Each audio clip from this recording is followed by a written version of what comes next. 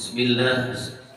Assalamualaikum warahmatullahi wabarakatuh. Waalaikumsalam warahmatullahi wabarakatuh. Innal hamdalillah nahmaduhu wa nasta'inuhu wa nastaghfiruh wa na'udzu billahi min shururi anfusina wa min sayyiati a'malina. May yahdihillahu fala mudilla lahu wa may yudlil fala hadiya lahu. Asyhadu an la ilaha illallah wa asyhadu anna Muhammadan abduhu wa rasuluh. Allahumma salli wa sallim ala sayyidina Muhammadin wa ala alihi wa ashabihi ajma'in. Amma ba'd. Mari kita awali kajian kita dengan doa menuntut ilmu. Bismillahirrahmanirrahim. Raditu billahi rabba wa bil islami dina wa bi Muhammadin nabiyyan wa rasula. Rabbi zidni ilma warzuqni fahma. Amin. Ala hadhihi al-Fatihah. A'udzu billahi minasyaitonir rajim. Bismillahirrahmanirrahim. Alhamdulillahi rabbil alamin arrahmanir rahim maliki yaumiddin. Iyyaka na'budu wa iyyaka nasta'in ihdinas siratal mustaqim. Siratal ladzina an'amta 'alaihim ghairil maghdubi 'alaihim waladdallin. Alhamdulillah, bersyukur kepada Allah Subhanahu wa taala. Pada hari ini kita masih diberikan umur dan kesempatan, kesehatan sehingga bisa hadir dalam kajian rutin minggu pertama dan ketiga di Mushola Baitul Quran dalam kegiatan ngopi berkah ngobrol pagi bersama kajian Ahad. Hari ini kita mengambil tema ketaatan kepada Allah, kunci kebahagiaan dunia dan akhirat. Jadi ketaatan kepada Allah itu bukan menjamin kebahagiaan akhirat saja, tetapi juga menjamin kebahagiaan di dunia. Kita akan bahas beberapa ayat. Yang pertama surat Ali Imran ayat 132. Yang kedua surat Al-Ahzab ayat 36. Yang ketiga kemudian surat An-Nur ayat 52. Yang berikutnya surat An-Nahl ayat 97. Ada 4 ayat yang akan kita baca. Seperti biasa kita akan baca ayat-ayat tersebut dan nanti akan kita terjemahkan dan kita baca tafsir dan ibrahnya. Silakan dari Mas Abi boleh. أعوذ بالله من الشيطان الرجيم بسم الله الرحمن الرحيم وأطيعوا الله والرسول لعلكم ترحمون. Ya. Lanjutnya silakan Mas. أعوذ بالله من الشيطان الرجيم بسم الله الرحمن الرحيم وما كان لمؤمن ولا مؤمنة إذا قضى الله ورسوله أمرا أن يكون لهم الخيرة من أمرهم ومن يعص الله ورسوله فقد ضل ضلالا مبينا. Lanjut Mas Mus. Surat An-Nur ayat 52. 356. أعوذ بالله من الشيطان الرجيم بسم الله الرحمن الرحيم ومن يطع الله ورسوله ويخشى الله ومن يطع الله ورسوله ويخشى الله ويتقه فأولئك هم الفائزون. Ya, lanjut. An-Nahl ayat 97. أعوذ بالله من الشيطان الرجيم. بسم الله الرحمن الرحيم. من عمل صالحا من ذكر أو أنثى وهو مؤمن فلنحيينه حياة طيبة ولنجزينهم أجرهم بأحسن ما كانوا يعملون. Alhamdulillahirrahmanirrahim. Kita bahas satu persatu ayat tersebut. Itu nanti merangkai sebuah tema ya. Jadi dari pertama tentang wajibnya taat kepada Allah dan Rasul. Surat Ali Imran ayat 132 tentang perintah taat kepada Allah dan Rasul. A'udzu billahi minasyaitonir rajim. Ali Imran ayat 132. Wa athi'u Allah war rasula la'allakum turhamun. Wa athi'u, diperintah taatlah kalian semua. Athi'ullah, taatlah kalian semua kepada Allah, war rasula, dan kepada Rasul. La'allakum, agar kalian turhamun, dirahmati. Jadi itu aslinya dari rohima yarhamu. Yarhamu jadi pasif yurhamu.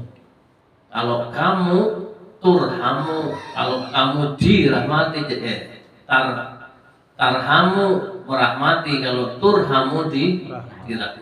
Jadi bentuk pasif. Turhamun, kamu sekalian dirahmati.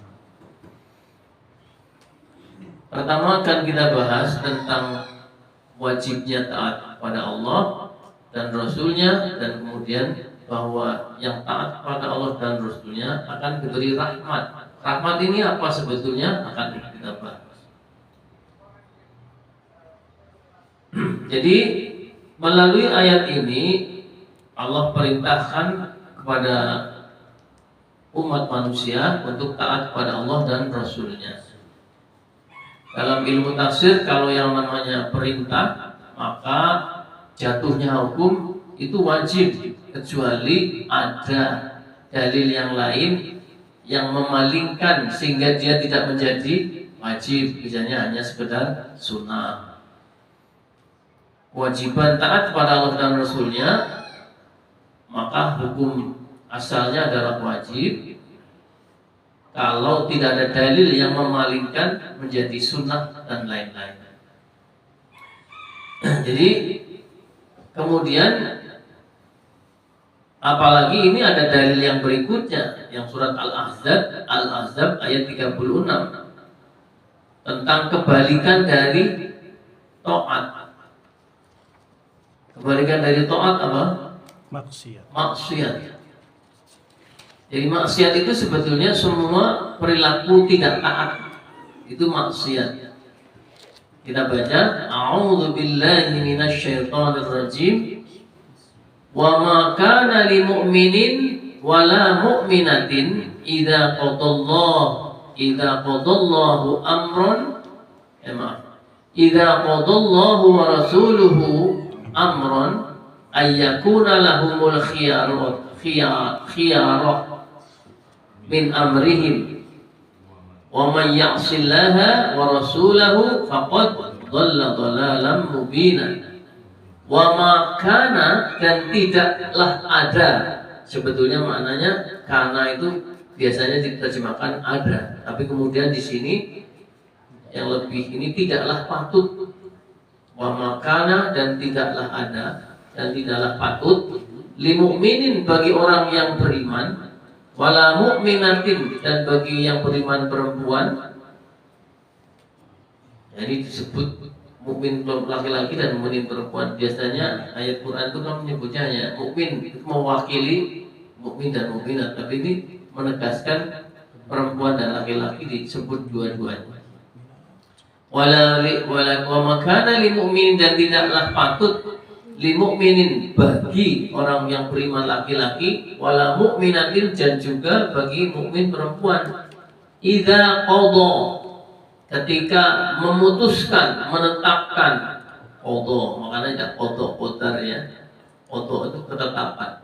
Idza qada ketika menetapkan Allahu Allah wa rasuluhu dan rasulnya amron suatu perkara. Jadi Allah dan rasulnya sudah putuskan suatu perkara begini. Misalnya hijab ya, jilbab itu wajib. Nah, misalnya gitu ya. Ayyakuna lahum bahwasanya ada bagi mereka al-khiyarah pilihan.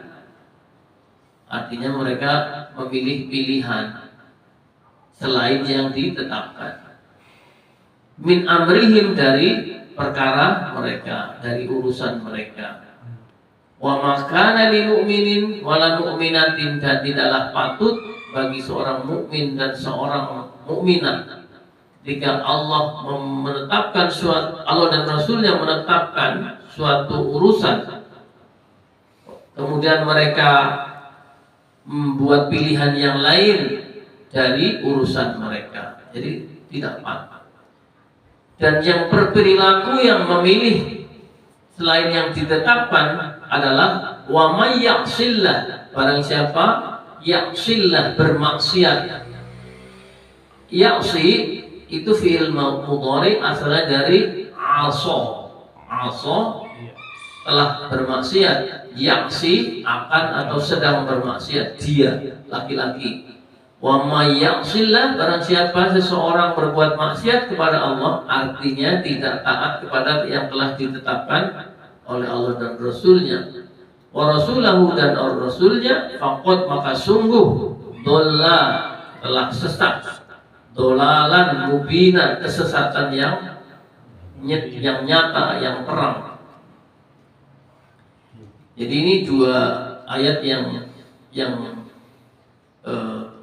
kebalikan. Yang pertama tadi adalah perintah untuk bertaat kepada Allah, bahwa orang yang taat kemudian mendapat rahmat. Kemudian yang kedua ini adalah ayat tentang tidak bolehnya memilih yang lain setelah ditetapkan oleh Allah dan Rasulnya.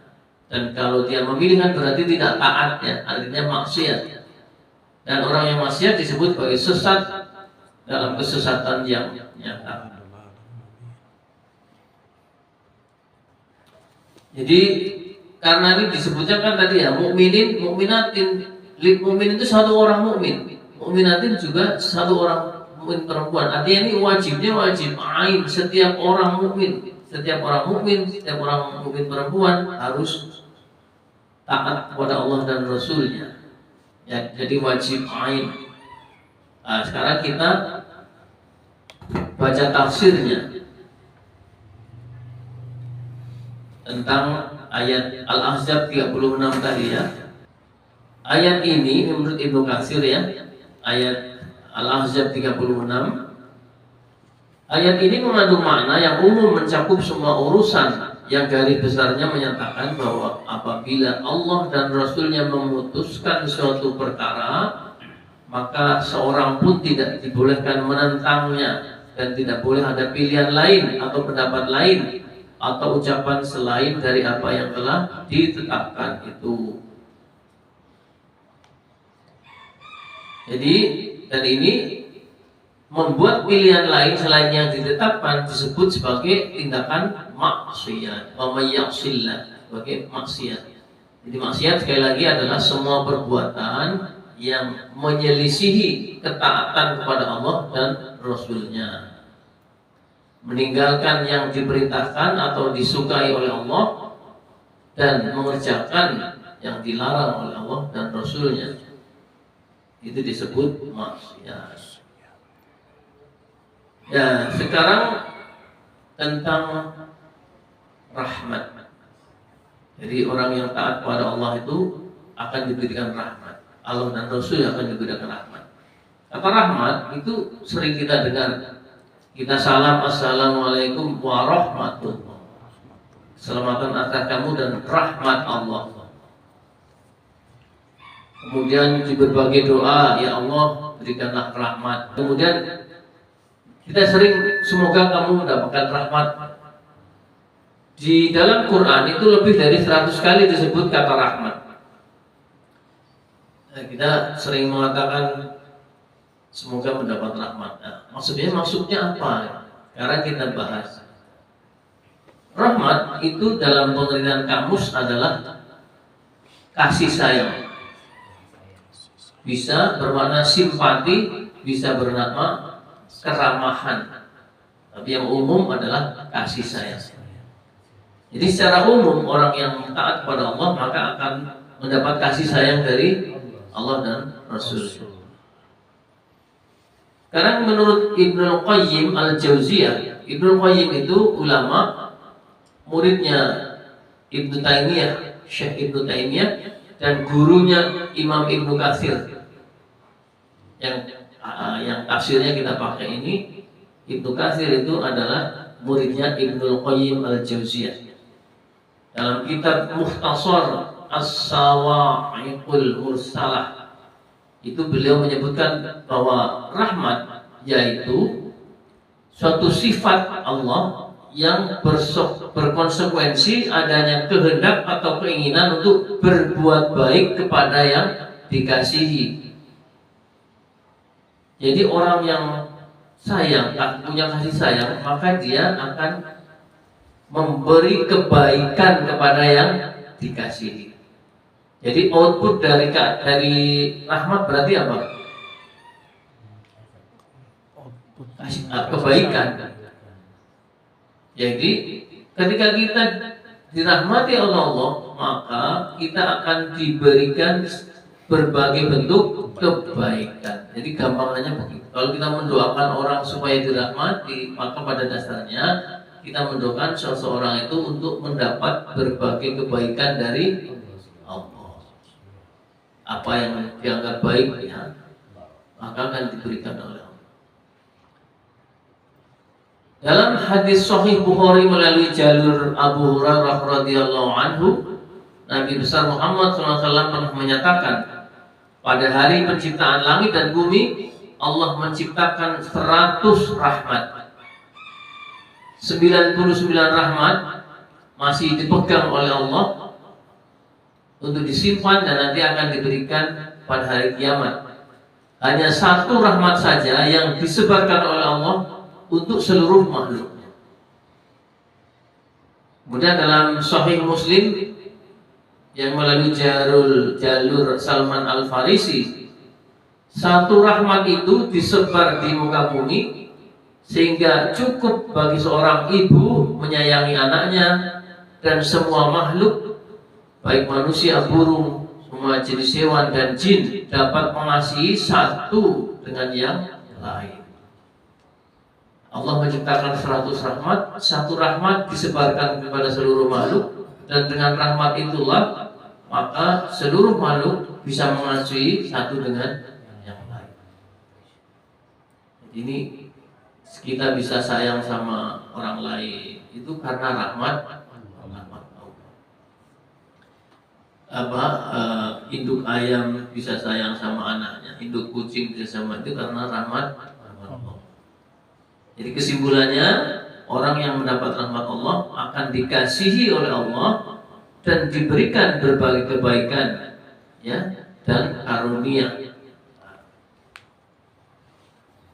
Pertama ya, ini tentang kewajiban taat, dan orang yang taat akan mendapat karunia rahmat Allah, akan dikasihi oleh Allah dan diberi berbagai kebaikan dan karunia dari Allah.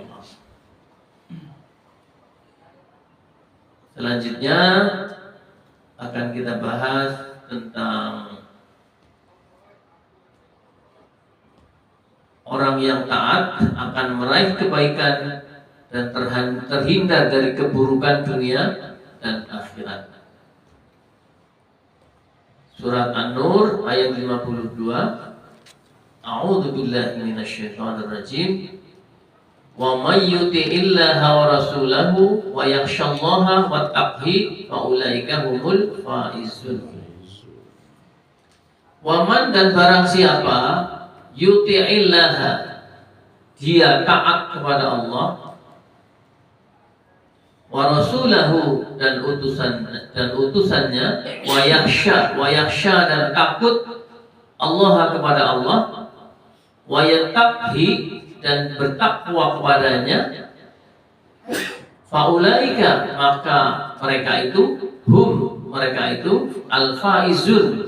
Apa faiz? Orang yang mendapat kemenangan. Faiz itu orang yang menang. Jadi barang siapa yang taat kepada Allah dan Rasulnya, dan dia takut kepada Allah dan bertakwa kepadanya, maka akan mendapat kemenangan. Ini dalam tafsir Ibnu Katsir menyebutkan tentang tafsir dari barang siapa yang taat kepada Allah dan Rasulnya dan takut kepada Allah dan bertakwa kepadanya. Maksudnya ialah taat kepada Allah dan Rasulnya dalam mengerjakan apa yang diperintahkan, meninggalkan yang dilarang, dan takut kepada Allah atas dosa-dosa yang telah lalu, serta bertakwa kepada Allah dalam menghadapi masa depan. Jadi menurut Ibnu Katsir, ini sumbernya dari mengutip dari tafsirnya Imam Qatadah, seorang tabi'in.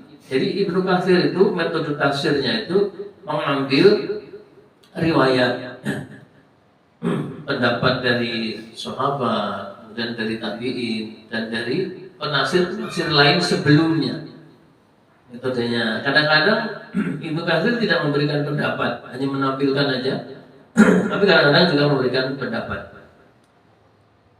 Ini tadi karena ada kata wa may yuti'illah, taat pada Allah dan Rasulnya, wa yakhshallah, takut kepada Allah. Yang dimaksud takut yakhsha di sini, ini menurut Qatadah, adalah takut atas dosa-dosa yang telah dilakukan.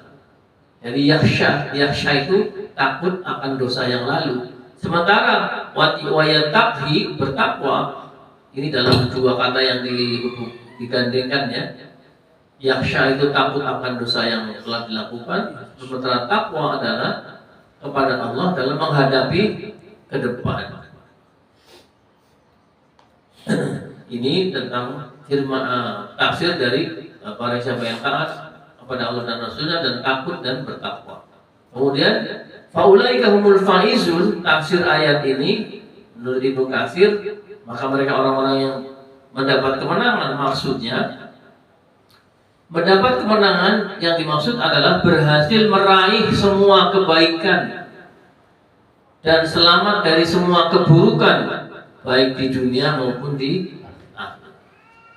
Jadi yang disebut orang yang mendapat kemenangan yang menurut tafsir Ibnu Katsir adalah berhasil meraih semua kebaikan dan selamat dari semua keburukan di dunia dan di akhirat. Sebenarnya ini ada kaitannya dengan tadi ya, bahwa kita mendapat rahmat. Rahmat kan akan mendapat kebaikan ya, kebaikan dunia dan akhirat. Maka di sini selain mendapat rahmat, dia juga menjadi orang yang mendapat kemenangan. Maksudnya menang adalah meraih semua kebaikan dan selamat dari semua keburukan di dunia dan di akhirat. Kalau kita membaca misalnya afiyah, kan ada sehat wal afiyah. Afiyah itu sebetulnya selamat dari semua keburukan. Sekarang berikutnya An-Nahl ayat 97. Ini lebih jelas lagi. Man amila sholihan, barang siapa beramal soleh. Amal soleh kan mengerjakan yang diperintahkan. Jadi sama dengan taat. Jadi taat ini sebetulnya sebuah istilah yang dia secara umum dia akan berlaku pada takwa, soleh. Itu orang takwa itu ya orang yang taat, orang soleh itu ya orang yang taat. Jadi secara umum bahwa inti dari agama itu sebenarnya ketaatan. Kalau orang taat itu pasti takwa, orang taat itu pasti soleh. Ya, soleh. Ya. Jadi man amila solihan, barang siapa beramal soleh, artinya dia mengerjakan yang diperintahkan dan menjauhi yang dilarang. Min zakarin au unsa, ini juga disebut dari laki-laki maupun perempuan. Wahwa, dan dia mukminun, beriman. Nah, ini ada catatannya. Makanya kan ada yang nanya, itu kalau orang non muslim kalau berbuat baik gimana? Ada catatannya, harus mukmin ini kan. Meskipun orang non muslim berbuat soleh tapi tidak mukmin, tidak terkena ayat ini. Man amila solihan min dzakarin aw unsa, barang siapa berbuat soleh dan dari laki-laki dan perempuan, wa huwa, dan dia mukminun, beriman, fala nuhyiyannahum. Ini kata-kata fala nuhyiyannahum itu fa itu maka, la itu sungguh, pendek, la pendek. Nuhyiyanna itu nun ditasdid di belakang, itu merupakan apa? Huruf taukid juga. Jadi dua kali sungguh pasti, sungguh benar-benar. La nuhyi, la nuhyi itu sebenarnya nuhyi itu kan kami hidupkan. Nuhyi, kami menghidupkan. Kalau ditambahin nun di belakang maka pasti sungguh-sungguh. Nah, ini sungguh-sungguhnya dua, la nuhyiyanna. Jadi kami akan berikan kehidupan bagi dia. Fala nuhyiyannahu, maka sungguh-sungguh pasti akan kami berikan kehidupan bagi dia. Ini janji dari Allah ya. Hayatan thayyibah, kehidupan yang thayyib, yang baik. Jadi barang siapa beramal soleh, artinya taat ya, dari laki-laki maupun perempuan, pasti aku akan berikan kehidupan yang baik. Kemudian walana jiziyanahum, dan sungguh pasti, ini juga sama nih, la najziyanna. Aslinya kan najzi itu kami balasi. Setelah tambah nun belakang pasti, sama lam di depan, la nujiyanahu, sungguh pasti benar-benar akan kami balasi hum, mereka itu, ajrohum, dengan balasan pahala ya, bi ahsani, dengan yang lebih baik, makanu, apa-apa yang mereka ya'malun, mereka kerjakan. Jadi diberikan pahala yang lebih baik. Karena pahala dari Allah itu kan 10 kali lipat, mulai dari 10 kali, 70 kali, sampai tidak terbatas terserah Allah. Sekali lagi, barang siapa yang mengerjakan amal soleh, artinya dalam ketaatan, baik laki-laki maupun perempuan dalam keadaan beriman, maka sungguh benar-benar akan kami berikan kehidupan yang baik, hayatan thayyibah. Dan tidak hanya itu, di akhirat juga akan diberi pahala yang lebih baik dari yang dikerjakan. Jadi ini adalah janji. Ini menurut tafsir ya, janji ini ditujukan pada Allah, pada orang yang beramal soleh. Yang dimaksud dengan amal soleh ialah semua perbuatan yang mengikuti petunjuk kitabullah dan sunnah Nabi, baik laki-laki maupun perempuan dari kalangan anak Adam, sedangkan hatinya dalam keadaan beriman kepada Allah dan Rasulnya. Maka Allah berjanji akan memberikan kehidupan yang baik di dunia dan akan memberikan pahala yang jauh lebih baik daripada amal yang dilakukan. Sekarang pengertian kehidupan yang baik apa? Hayatan thayyibah. Karena janji diberikan kepada kita kan yang beramal soleh, yang bertaat ini kan kehidupan yang baik, hayatan thayyibah. Maksudnya apa? Ini Ibnu Katsir memberikan penjelasan, pengertian hidup yang baik ialah kehidupan yang mengandung semua segi kebahagiaan dari berbagai aspeknya. Jadi hayatun thayyibah menurut Ibnu Katsir mengandung semua segi kebahagiaan dari berbagai aspeknya. Jadi kita perlu evaluasi nih, kalau hidup kita itu ruwet, banyak masalah, nah, mungkin kita perlu evaluasi ada yang salah mungkin dalam ketaatan kita. Karena udah janji Allah bahwa orang taat itu pasti akan diberikan hayatan thayyibah. Dan ini hasilnya adalah segi kebahagiaan dari berbagai aspeknya. Dari beberapa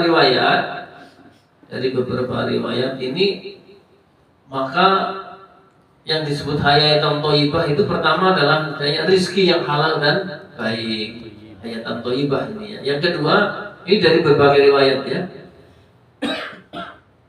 Orang yang diberikan kehidupan yang baik, maka dia akan memiliki sifat yang qanaah. Nerimo ing pandum. Bahasa Jawanya ya, kalau bahasa Sundanya apa? Nerimo ing pandum. Translate. Apa adanya. Menerima wae lah. Pemberian Allah. Seberapapun Tarima wae. Ridho dengan pemberian Allah. Secukupnya. Diberikan istri yang sekarang ridho. Jangan nambah. Ada lagi. Diberikan rezeki yang sekarang ridho. Kalaupun tetap berusaha ya nggak masalah, tapi ridho dulu, ridho. Meskipun tetap berusaha, tapi sudah ridho bahwa ini keputusan Allah yang terbaik. Karena orang ridho maka akan diberikan rasa bahagia. Nah, ini dari hadis Ibnu Abbas juga ya. Jadi sudah diberikan rezeki yang halal, rasa ridho terhadap pemberian Allah, dan ada rasa bahagia. Kemudian selain rasa bahagia juga diberikan kemampuan untuk beribadah dalam kehidupan dunia dan mengamalkan ketaatan dengan rasa yang lega dalam hatinya. Jadi sudah komplit ini kan, rezeki yang halal dan baik. Rezeki itu kan meliputi semua kebaikan ya, yang bisa kita nikmati, baik yang fisik maupun non fisik, itu namanya rezeki. Kita jarang sakit itu rezeki. Kita diberi anak cucu yang soleh itu rezeki. Istri yang pintar masak itu rezeki. Rezeki itu banyak. Bisa hadir di masjid taklim, ngobrol menjadi bahagia. Ini hadir di masjid taklim ini kan didoakan sama para malaikat ya. Amin. Dan dibanggakan oleh Allah di langit kepada makhluk yang di langit itu, dibanggakan orang-orang yang di masjid taklim. Dan kita kan disebut dalam hadis itu barang siapa meniti jalan ilmu maka dia dimudahkan jalan ke surga. Amin. Ya, sekali lagi orang yang taat pada Allah itu akan diberikan hayatun thayyibah, kehidupan yang baik, meliputi rizki yang halal, rasa ridho terhadap pemberian Allah, qanaah, kemudian ada rasa bahagia, kemudian mampu untuk beribadah dengan baik dan mengerjakan ketaatan dengan kelapangan hati. Sudah komplit sekali. Saya tambah lagi dengan satu ayat ya, satu ayat lagi tadi tidak disebut, tapi ini dalam surat Al-Fatir ayat 10. Dalam surat Al-Fatir ayat 10, A'udzubillahi minasyaitonir rajim. Man kana yuridul 'izzata falillahil 'izzatu jami'an. Masih ada terusannya, tapi saya berhenti di situ saja. Maka yuridul 'izzata, barang siapa yang menghendaki kemuliaan, izzah itu kemuliaan. Falillahi, maka milik Allah lah al-izzah, kemuliaan itu jami'an, semuanya. Ini maksudnya tafsirnya nih ya, barang siapa yang ingin hidup mulia dunia dan akhirat, ini tafsirnya, hendaklah ia tetap taat kepada Allah dan Rasulnya. Karena kemuliaan itu milik Allah, dan kemuliaan itu kan bagian dari kebaikan. Kebaikan itu bagian dari rahmat. Kalau kita ingin kemuliaan, kita juga dengan taat kepada Allah. Karena sesungguhnya Allah lah pemilik kemuliaan. Jadi kalau kita ingin hidup mulia di dunia dan akhirat, juga dengan taat kepada Allah. Terakhir,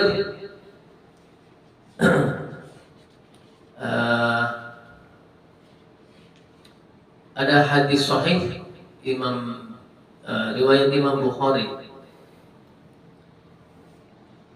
an Abu Hurairah, dari sahabat Abu Hurairah radhiyallahu an, semoga Allah meridhoinya, anna Rasulullah, bahwasanya Rasul sallallahu alaihi wasallam qala, berkata, kullu ummati yadkhulunal jannah, setiap umatku akan masuk surga.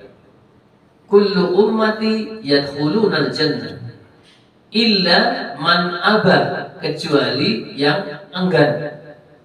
Sahabat bertanya, qalu ya Rasulullah wa man ya'ba, kan heran, masa ada yang enggan? Siapa yang enggan ya Rasulullah? Jadi umat Rasul itu disampaikan bahwa ada yang enggan masuk surga. Siapa yang enggan? Maka Rasul menjawab, man ata'ani dakhalal jannah, barang siapa yang taat kepadaku pasti akan masuk surga. Jadi menggunakan fi'il madhi, dakhalal jannah. Ketika Quran maupun hadis menggunakan fi'il madhi padahal untuk maksud yang akan datang, maka itu menunjukkan kepastian. Man ata'ani, barang siapa taat kepadaku, dakhalal jannah, pasti akan masuk surga. Wa man asani, barang siapa maksiat, artinya tidak taat kepadaku, faqad aba, maka itulah yang enggan masuk surga. Jadi kunci dari masuk surga adalah taat kepada Allah dan Rasulnya. Dan ini sudah yang paling puncak ya, bahwa hadiah dari ketaatan kepada Allah dan Rasulnya adalah dakhalal jannah. Sekian apa yang bisa kita bahas, mudah-mudahan bermanfaat. Kalau ada tanya jawab silakan. Sudah jam 6:11. Demikian, mudah-mudahan bermanfaat. Kita akhiri dengan doa penutup majlis. Subhanakallahumma wa bihamdika asyhadu an la ilaha illa anta astaghfiruka wa atubu ilaik. Alhamdulillahirabbil alamin. Assalamualaikum warahmatullahi wabarakatuh.